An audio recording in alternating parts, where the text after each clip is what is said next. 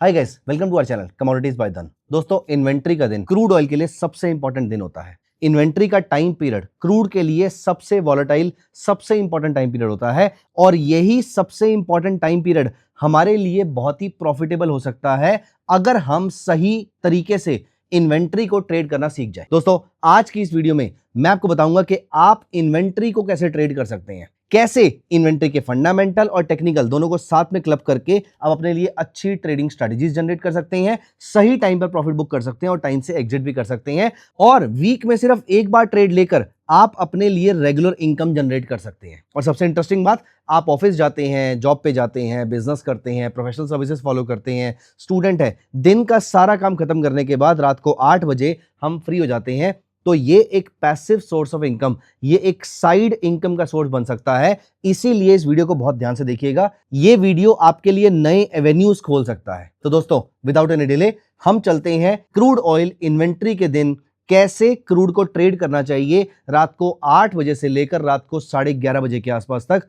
ये स्ट्रेटेजी आज मैं आपके साथ डिस्कस करने वाला हूं।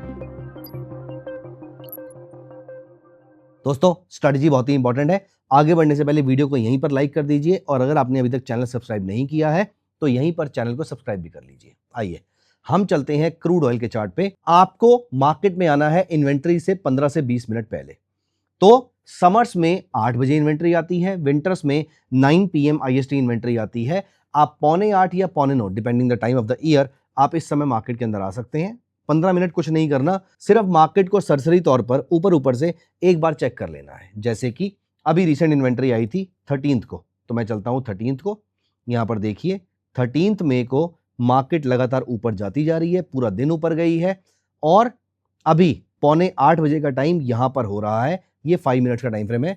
7:45 बजे का टाइम यहां पर हो रहा है। हमें दिख गया कि मार्केट यहां से ऊपर जा रही है। अभी मार्केट ऊपर क्यों जा रही है? 36 कारण हो सकते हैं। पहला तो यहां पर वॉर चल रहा था, लेकिन एक चीज जो आपको 15 मिनट के अंदर जरूर करनी है, वैसे तो वो काम करने के लिए 30 सेकंड्स लगते हैं, लेकिन स्टिल 15 मिनट के अंदर आपको एक चीज जरूर चेक कर लेनी है। आप धन के स्कैनेक्स टर्मिनल पे आएंगे, न्यूज सेक्शन में जाकर न्यूज फ्लैश में जाएंगे और चेक करेंगे।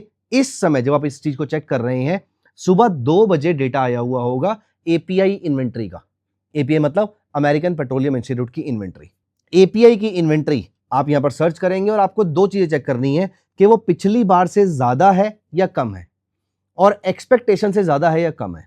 अगर वो पिछली बार और एक्सपेक्टेशन दोनों से ज्यादा है, इसका मतलब यह है कि इन्वेंट्री नेगेटिव है, प्राइसेस के लिए नेगेटिव है, प्राइसेस नीचे जाने का कारण ढूंढेंगे। और अगर इन्वेंट्री पॉजिटिव है, अगर वो प्रीवियस और फॉरकास्टेड दोनों नंबर से बहुत कमाई हुई है, मतलब इन्वेंट्री पॉजिटिव है, यहां से प्राइसेस ऊपर जाएंगे, इसके चांसेस बहुत ज्यादा है। चलिए यहां पर मैं आपको लाइव एग्जांपल दिखाता हूं।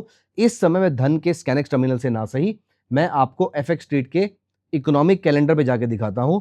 ये देखिए, रात को 2 बजे आई थी वेंसडे को एपीआई इन्वेंट्री, जो कि पिछली बार से तो ज्यादा है लेकिन एक्सपेक्टेशन से कम है, मतलब फिर भी डेटा स्लाइटली पॉजिटिव है क्रूड ऑयल के लिए। अब यहां पर हम वापस चार्ट पे आते हैं। आप देखिए, मार्केट ने इस पूरी चीज को पहले से डिस्काउंट कर लिया है, क्योंकि जब यहां पर रात को इन्वेंट्री आई थी, प्राइसेस फ्लैट खुले, उसके बाद वहां से मार्केट ऊपर चली गई। अब 8 बज चुके होंगे, ईआईए इन्वेंट्री आ रही होगी आपकी, इन्वेंट्री पिछली बार से कम है और एक्सपेक्टेशन से भी कम है, मतलब ब्रॉडली देखा जाए तो डेटा पॉजिटिव है। अब यहां पर दो चीजें आती हैं। पहला, डेटा अगर पॉजिटिव है तो क्या मार्केट उस चीज को पहले से डिस्काउंट कर चुकी है या फिर अब मार्केट इस चीज को यूज करने वाली है, इस डेटा के ऊपर रिएक्ट करने वाली है।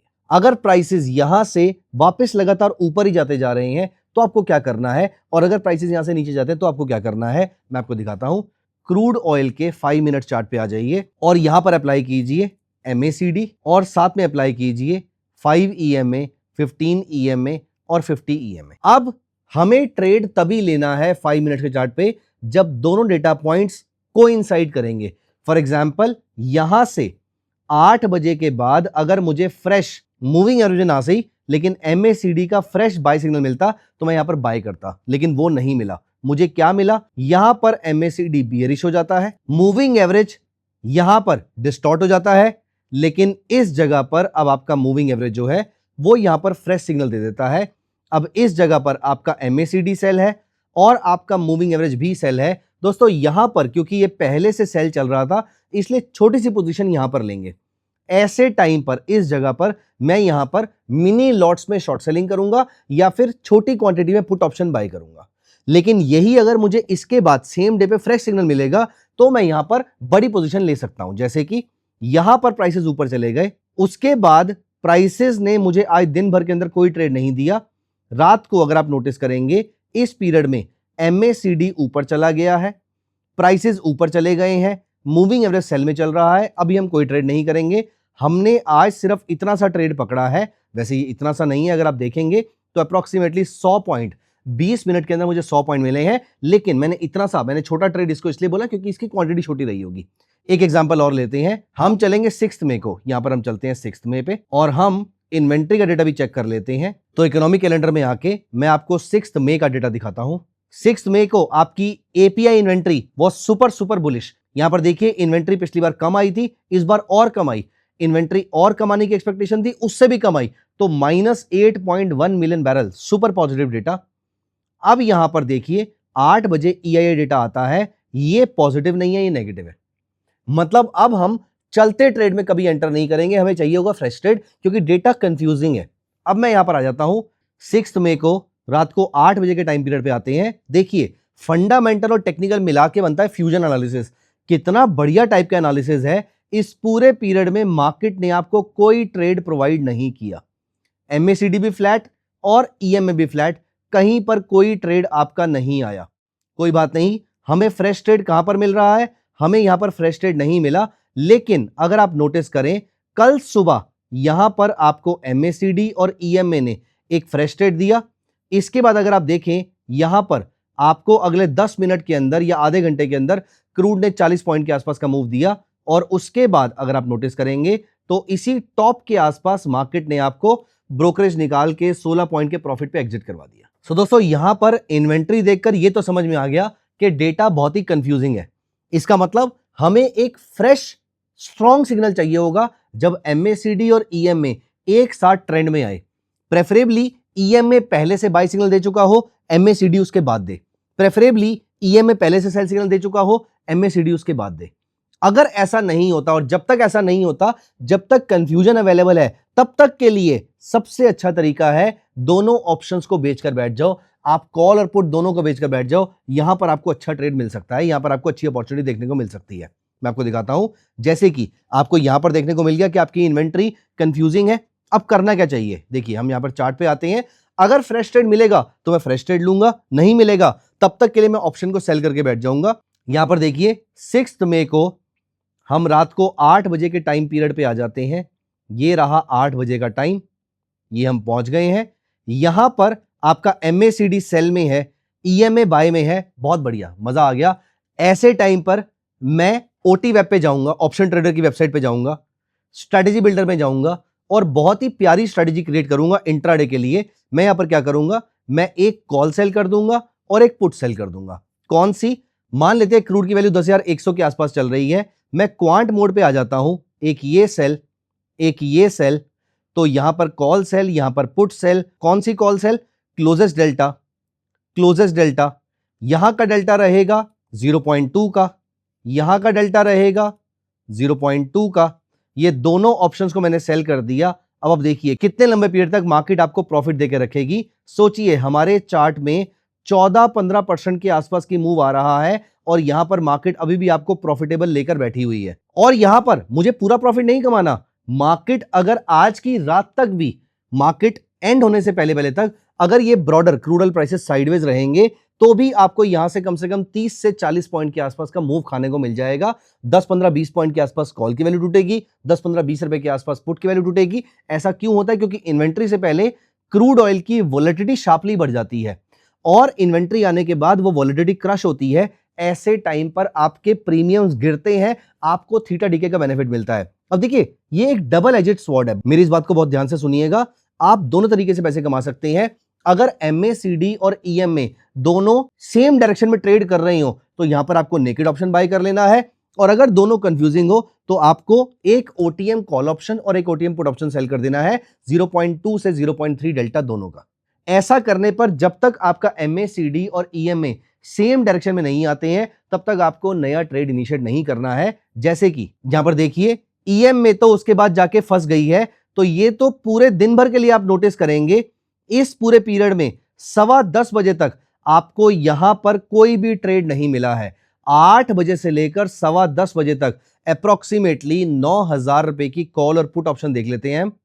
हम यहां पर चलते हैं पावर स्कैल्पर पे, और पावर स्कैल्पर पे जाके अगर आप चेक करेंगे तो कॉल की वैल्यू अप्रोक्सीमेटली, अगर आप यहां पर नजर डालिए, कॉल की वैल्यू अगले 2 घंटे में 24.2 है, पुट की वैल्यू अगले 2 घंटे में 19.2 है। देखिए 2 घंटे के अंदर 24 पॉइंट और 19 पॉइंट, आपको अप्रोक्सीमेटली 43 पॉइंट्स के आसपास का प्रॉफिट मिल रहा है। चुपचाप 30-40 पॉइंट लीजिए और मार्केट से बाहर हो जाइए। 2 घंटे में आपने कुछ नहीं किया है और आपको 30-40 पॉइंट मिल रहे हैं। अब इसके बाद अगर आपकी ईएमए आपको बुलिश सिग्नल दे रही है, आपका एमएसीडी आपको बुलिश सिग्नल दे रहा है, यहां पर अगर आप नेकेड कॉल बाय कर लेते हैं, पुरानी स्ट्रेटजी को एग्जिट कर दीजिए, नेकेड कॉल बाय कर लेते हैं, अगले 10 मिनट के अंदर आपको 70 पॉइंट के आसपास का मूव मिल रहा है।